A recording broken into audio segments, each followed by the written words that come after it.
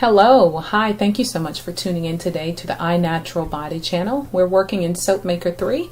Double click the icon on your desktop and we will go ahead and open our software. Remember, you do get a tip of the day each time you open the software. Our tip says many of the lists in SoapMaker can be sorted. Just click on the heading of the appropriate column. If you click a second time, the list is sorted in reverse order. If you don't want the tip of the day, simply click in the box or click over the word show tips at startup to deselect it and it won't show up. I like mine showing up, so I'll leave it as such. Click OK and that will close out the tip of the day box.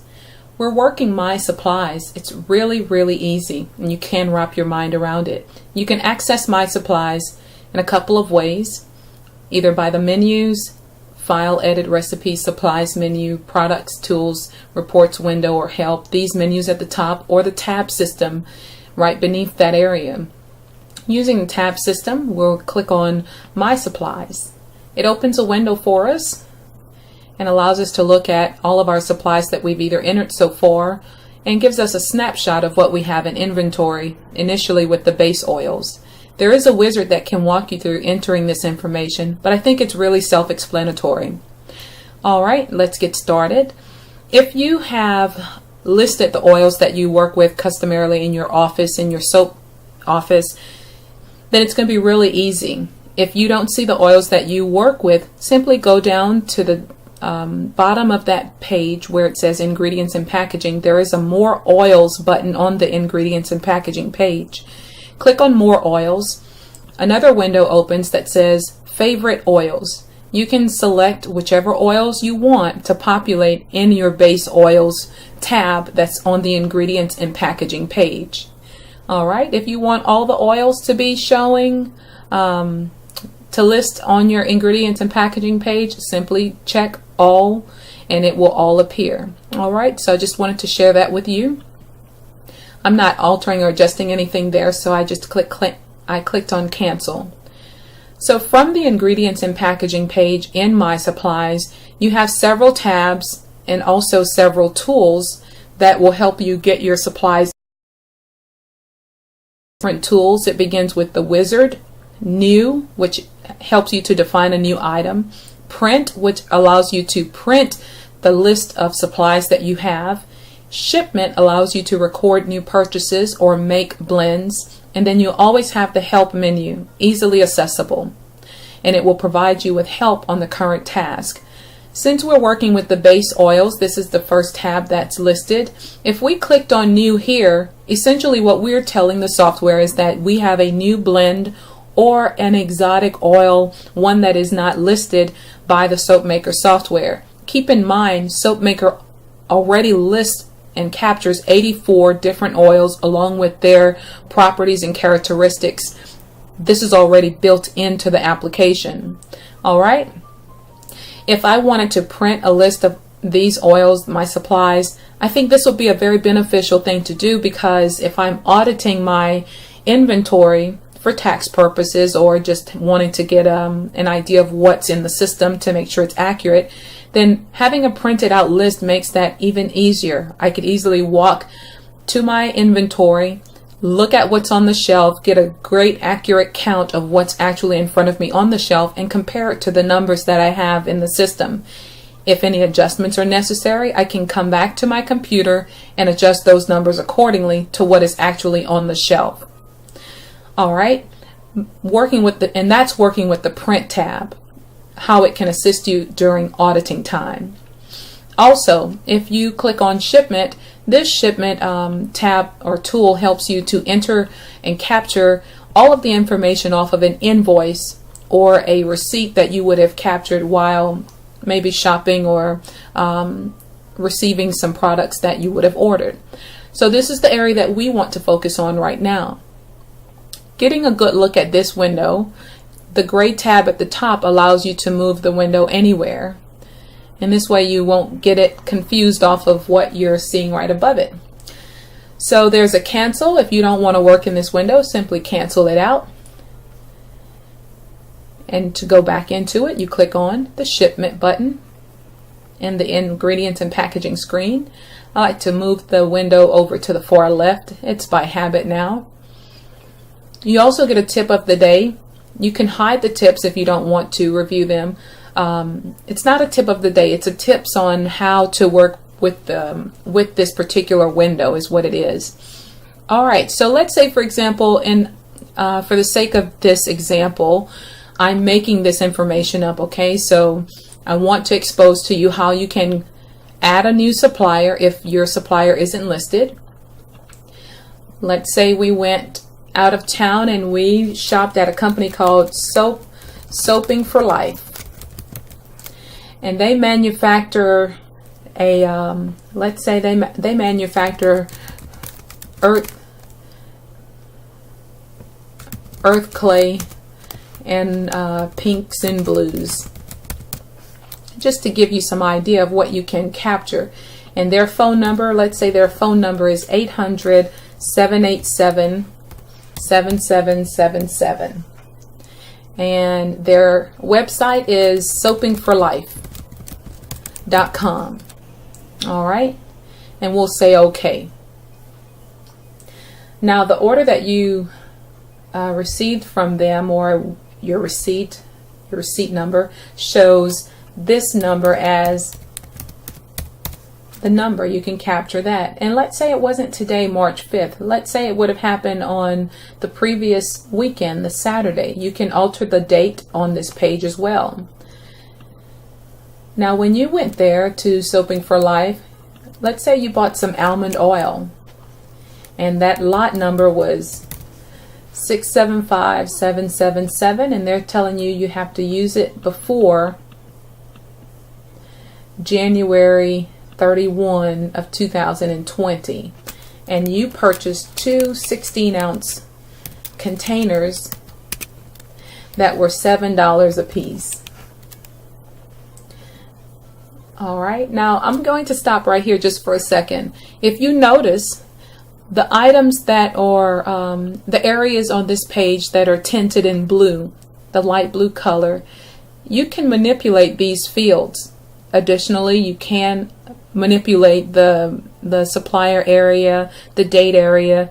Notice some of the fields are pre-populating as you fill in this information. There's an area that is dictated here, not inventory. If you click this box, basically what you're telling the software to do is not to track the usage of this almond oil. These combined 32 ounces of oil, both containers total. You're telling the software, hey, don't track this. I don't want you to track this because it's not for use for business. I just want to capture the price of it, and that's it. It's not for business, for inventory purposes. Okay? Special price, maybe you knew the owner. If they gave you this price for $7 and it was a special price, you would select that here. You would click it here. And since you purchased it on a trip per se, for example, you might not have any of these additional areas that you can manipulate. Now, if you would have ordered it and there were some shipping expenses, you can capture those shipping expenses here. If you received a discount from this supplier, you can capture that information here. What if this supplier was in Canada or overseas or Mexico, or their currency was different from ours? If you have any additional information like that, you could have the exchange rate captured, and then you can also capture the amount in your currency that you're familiar with. Additionally, if there's taxes that you paid, if you bought this retail, then you could capture the taxes that you would have paid for this product here. Let's say I didn't have any of these items and everything is clear like this. The $7 is what I paid for each. I gave her $14 and that was it. If I'm done with this, I can click Save Item. And now I have positioned myself to capture the next item off of my receipt. And so I'm going to do another example. Keep in mind, I'm still working on the invoice for the company Soaping for Life. I bought some colorants, bath bomb colorants. And I'm going to say it was the red number 40. And I'm going to skip over this. as far as the best before date and the lot number. And let's say I bought 12 ounces of it, and the 12 ounces was $4. All right, remember, I'm working on the same receipt, the same invoice. And let's say I had one more item on that invoice. And this item was an herbal, and let's say it was pink salt. And let's say it's good by October 15 because it's something special. And the container was an 8-ounce container that I bought for $4, or let's say $2.80. So as you can see, each time you enter information in this area, the tinted blue areas, you select a category, the new item populates this wide open field here.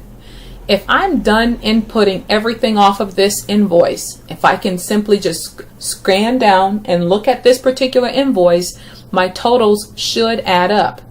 If there were other expenses on that invoice that I want to capture, look, you also have that information here. Say you bought some candy bar and you paid 50 cents for the candy bar, I don't know, some peanuts or something. Simply click not for business because it's an other expense. Because what if during the time that you were purchasing that candy bar, you and the cashier began to talk about business? It's an expense.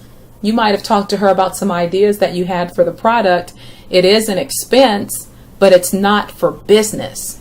You're not going to use this piece of candy bar for business. That's a whole nother topic where you can understand what expenses constitute a business expense, okay? But just for the sake of capturing everything off that invoice, you do get another tab that says other expenses, however, not for business. And if those expenses were for business, then you don't have to check that off. It'll just continue to capture all that information. All right, so I'm going to click on the tab Raw Materials and Packaging.